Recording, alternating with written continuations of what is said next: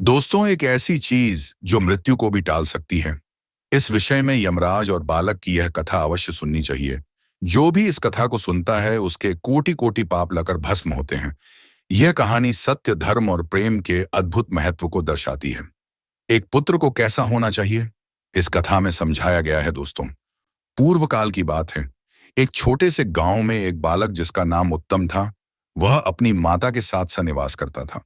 वह अपने जीवन के प्रारंभिक वर्षों में ही कठिनाइयों से घिरा हुआ था।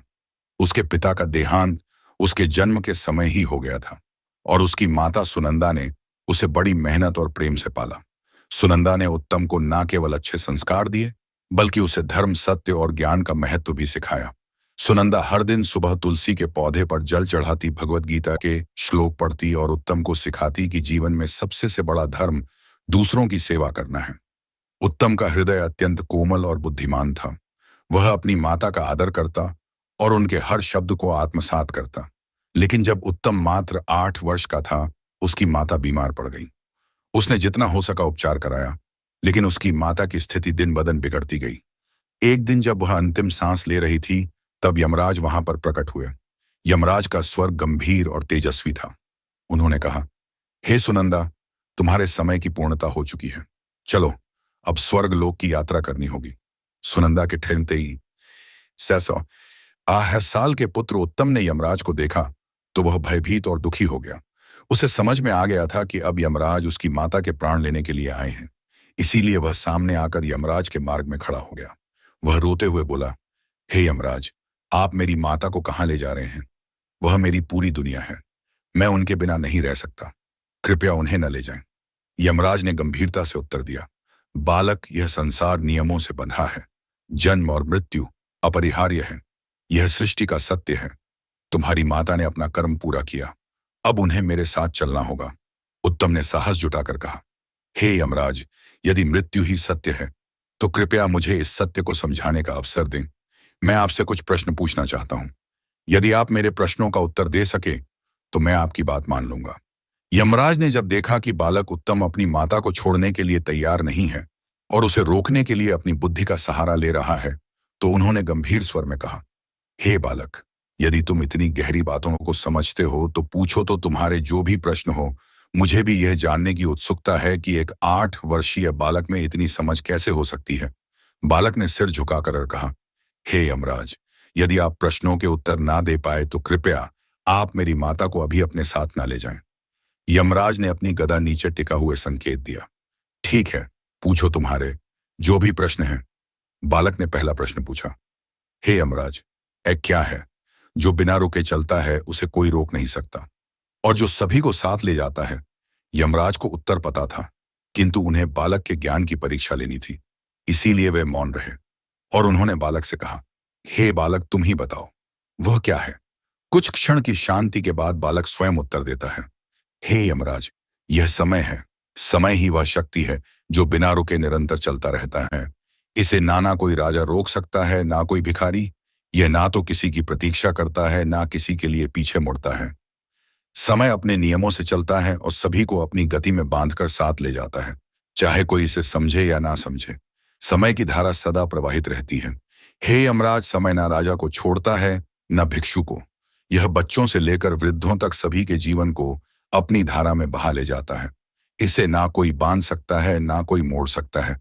और सबसे महत्वपूर्ण बात यह है कि समय हमें यह सिखाता है कि हर क्षण अनमोल है। जो इसे पहचानता है वह अपने जीवन को धन्य बना सकता है। यमराज बालक के उत्तर से बहुत प्रभावित हुए। उन्होंने बालक के उत्तर की प्रशंसा की और अगला प्रश्न पूछने के लिए कहा। फिर बालक ने दूसरा प्रश्न पूछा, हे यमराज, ऐसा क्या है जो सदा सत्य है फिर भी हर किसी को डराता है? यमराज ने बालक से ही पूछा, हे बालक, तुम ही बताओ, वह क्या है? बालक ने उत्तर दिया, यह मृत्यु है। मृत्यु सदा सत्य है। यह सृष्टि का अटल नियम है। जो जन्म लेता है वह एक दिन मृत्यु को प्राप्त होगा। चाहे वह राजा हो, रंक हो, ज्ञानी हो या साधारण व्यक्ति, मृत्यु सभी के लिए अपरिहार्य है। लेकिन यह सत्य इतना कठोर है कि इसे स्वीकार करने का साहस बहुत कम लोगों में होता है। मृत्यु के विषय में हर कोई जानता है, फिर भी इसे हर कोई भूलना चाहता है। जब तक जीवन में सुख और समृद्धि होती है, तब तक कोई मृत्यु को याद नहीं करता। लेकिन जब मृत्यु का साया पास आता है, तब हर व्यक्ति भयभीत हो उठता है।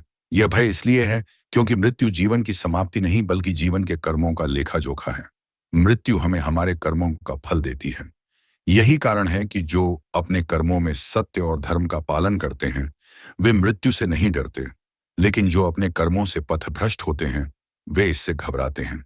मृत्यु अटल है क्योंकि यह जीवन का सबसे बड़ा सत्य है, परंतु इसे समझने और स्वीकार करने के लिए आत्मा का विकास और सत्य का बोध आवश्यक है।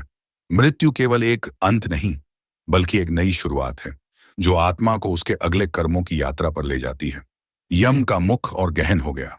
यमराज ने अपने मन में सोचा, यह बालक अपने सत्य और प्रेम के बल पर मृत्यु के कठोर सत्य को भी स्वीकार कर चुका है।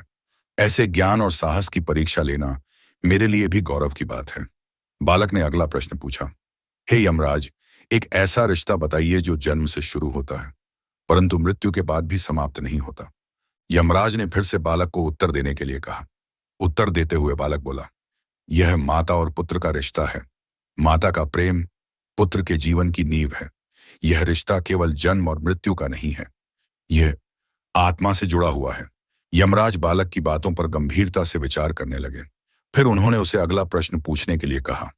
बालक ने अगली पहेली पूछी, हे यमराज, ऐसा क्या है जो दिखाई नहीं देता परंतु इसे हर कोई अनुभव करता है और इसके बिना कोई जीवित नहीं रह सकता। यमराज ने गंभीरता से बालक की ओर देखा और कहा, बताओ बालक, तुम्हारी इस पहेली का उत्तर क्या है। उत्तर देते हुए बालक ने कहा, हे यमराज, यह प्रेम है। प्रेम वह शक्ति है जो दिखाई नहीं देती परंतु इसे हर कोई अपने भीतर अनुभव करता है। यह वह अदृश्य ऊर्जा है जो इस सृष्टि को जीवित रखती है। प्रेम को ना देखा जा सकता है, न छुआ जा सकता है, लेकिन यह हर जीव के जीवन का आधार है। यह एक ऐसी अनुभूति है जो जन्म से लेकर मृत्यु तक हर व्यक्ति के साथ रहती है। माता का पुत्र के प्रति प्रेम इसका सबसे बड़ा उदाहरण है। मेरी माता ने मुझे इस दुनिया में जन्म दिया, लेकिन यह प्रेम ही था जिसने उन्हें मुझे पालने और संस्कार देने की शक्ति दी। उनका प्रेम ना तो मुझे दिखाई देता है, न मैं उसे छू सकता हूं, परंतु मैं हर क्षण उसे अनुभव करता हूं। उनकी आंखों में, उनके स्पर्श में और उनके शब्दों में मैं उनके प्रेम को महसूस करता हूं। यदि इस संसार से प्रेम को हटा दिया जाए तो कुछ भी शेष नहीं रहेगा। प्रेम वह है जो हमें इंसान बनाता है, हमें जोड़ता है और हमें यह सिखाता है कि जीवन का वास्तविक अर्थ क्या है। यमराज ने मौन रहकर बालक के उत्तर को स्वीकार किया। उनके भीतर बालक के ज्ञान और उसकी माता के प्रति प्रेम के लिए आदर और भी गहरा हो गया। बालक के शब्दों ने उनके हृदय को छू लिया और वे अगली पहेली के लिए प्रतीक्षा करने लगे। फिर बालक ने अगला प्रश्न पूछा, हे यमराज, ऐसी कौन सी चीज है जो एक बार टूट जाए तो दोबारा पहले जैसी नहीं होती। यमराज ने बालक की ओर देखा और कहा, तुम ही बताओ बालक, वह क्या है। उत्तर देते हुए वह बालक बोला, यह विश्वास है। यदि विश्वास टूट जाए तो उसे दोबारा पाना अत्यंत कठिन है। माता और पुत्र के रिश्ते में विश्वास सबसे अहम है। माता अपने पुत्र पर यह विश्वास करती है कि वह उसकी दी हुई शिक्षाओं का पालन करेगा, उसके प्रेम और त्याग का सम्मान करेगा। इसी प्रकार पुत्र अपनी माता पर यह विश्वास करता है कि वह उसके हर सुख दुख में साथ देगी। यह विश्वास ही उनके रिश्ते को अटूट बनाता है। हे यमराज, विश्वास केवल रिश्तों तक सीमित नहीं है, यह जीवन का आधार है। यदि मनुष्य अपने ईश्वर पर, अपने धर्म पर या स्वयं पर विश्वास खो दे तो उसका जीवन अंधकारमय हो जाता है। विश्वास ही वह शक्ति है जो हमें हर कठिनाई से लड़ने का साहस देती है। बालक का ज्ञान देखकर यमराज प्रसन्न हुए। उन्होंने मौन रहकर बालक के उत्तर को स्वीकार किया। उनके भीतर यह विचार और पुख्ता हो गया कि यह बालक केवल अपनी माता के प्रति प्रेम और कर्तव्य से प्रेरित नहीं है, बल्कि जीवन और सत्य के मूल सिद्धांतों को भी समझने में सक्षम है। यमराज बालक की अगली पहेली के लिए प्रतीक्षा करने लगे। फिर बालक ने अगला प्रश्न पूछा, ऐसा क्या है जो स्वयं मिट जाता है परंतु दूसरे के जीवन को रोशन करता है। यमराज ने आश्चर्य से बालक की ओर देखा और कहा, बताओ बालक, वह क्या है। बालक ने उत्तर देते हुए कहा, हे यमराज, यह माता है। मानव एतमाद अपने सुख और इच्छाओं का त्याग करती है ताकि उसका पुत्र अच्छा जीवन जी सके। फिर बालक ने अगला प्रश्न पूछा, ऐसी कौन सी चीज है जो हर किसी के पास है फिर भी हर किसी की अलग होती है। इस प्रश्न से यमराज गंभीर हो गए। उन्होंने जिज्ञासा से बालक की ओर देखा और उससे इस प्रश्न का उत्तर जानने के लिए उत्सुक हो गए। बालक ने उत्तर देते हुए बोला, हे यमराज, यह कर्म है। हर व्यक्ति अपने कर्मों का निर्माण स्वयं करता है और यह उसकी पहचान बनता है। कर्म वह चीज है जो हर जीवित प्राणी के पास है, चाहे वह एक राजा हो या भिक्षुक, ज्ञानी हो या मूर्ख।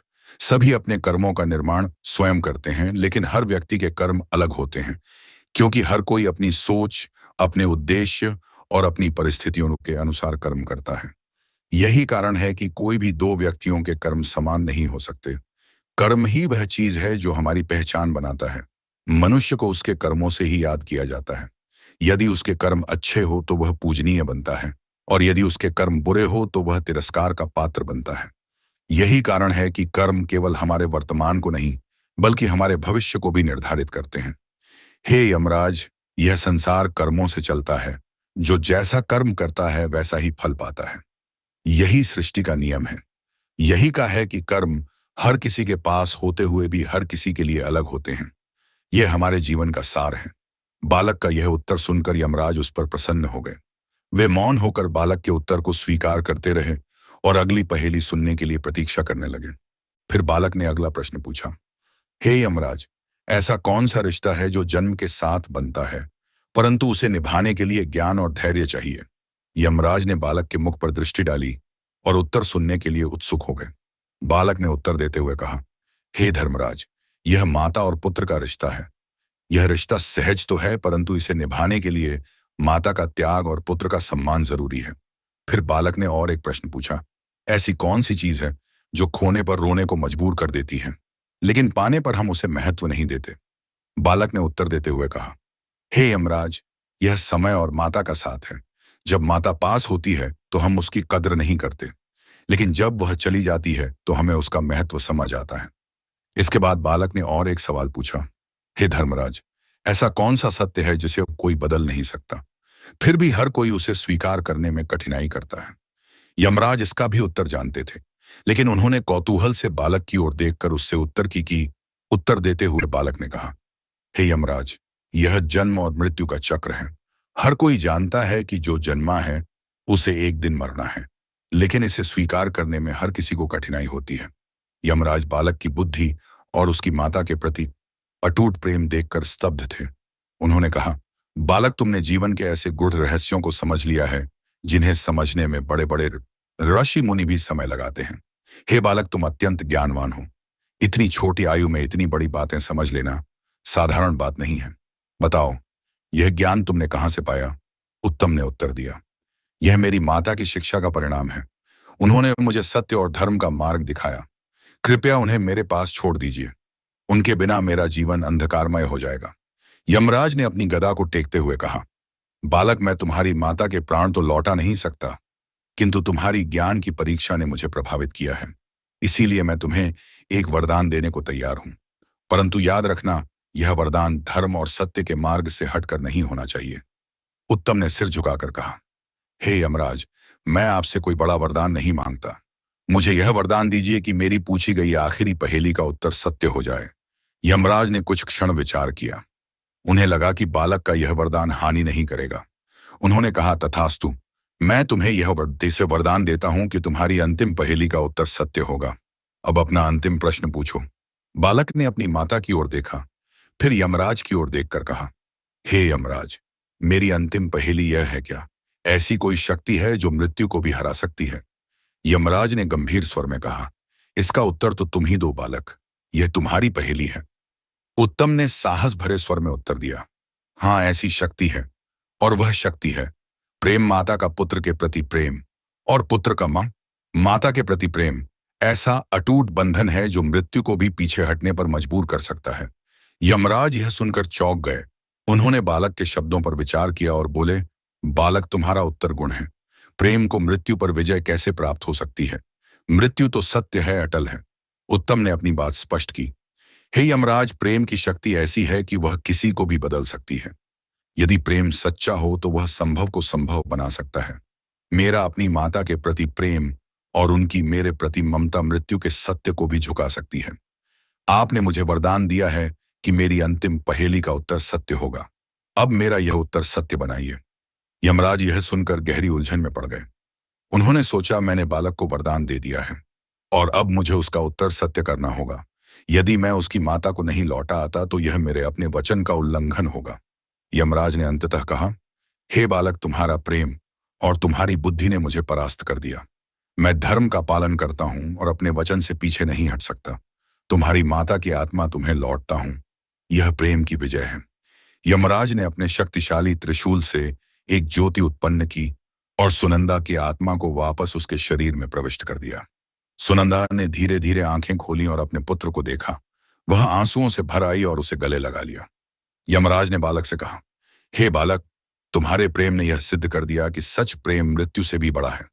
परंतु याद रखना, यह प्रेम केवल तभी प्रभावी होता है जब वह निस्वार्थ और पवित्र हो। अब मैं तुम्हें और तुम्हारी माता को आशीर्वाद देकर प्रस्थान करता हूं। उत्तम ने यमराज से प्रार्थना की, हे देव, मेरे पिता ने जो भी पाप किए हो उनके लिए मैं क्षमा मांगता हूं। मैं उनके पितृ ऋण को चुकाना चाहता हूं। कृपया उन्हें भी मुक्ति प्रदान करें। यमराज ने उत्तम की प्रार्थना स्वीकार की और उसके पिता की आत्मा को भी स्वर्ग भेज दिया। सुनंदा ने स्वस्थ होकर अपने पुत्र को गले लगाया। यमराज ने आशीर्वाद दिया, हे बालक, तुम सदा धर्म और सत्य के मार्ग पर चलोगे। तुम्हारा जीवन प्रेरणा बनेगा। तुम्हारी भक्ति और ज्ञान इस संसार को आलोकित करेंगे। इस प्रकार उत्तम ने अपने माता पिता दोनों को प्राप्त किया और उनका जीवन एक प्रेरणादायक उदाहरण बन गया। यह कहानी हमें सिखाती है कि प्रेम, सत्य और धर्म सदा विजय होते हैं। जीवन और मृत्यु तो सृष्टि के नियम हैं, लेकिन सही कर्म और ज्ञान से हम अपने जीवन को अर्थपूर्ण बना सकते हैं। तो दोस्तों, आपको यह कथा कैसी लगी कमेंट करके अवश्य बताएं। जानकारी अच्छी लगी तो वीडियो को लाइक जरूर करें और कमेंट में जय श्री कृष्ण अवश्य लिखें। साथ ही चैनल को सब्सक्राइब करें ताकि ऐसी ही आध्यात्मिक जानकारी आपको प्राप्त हो। आप सभी का धन्यवाद।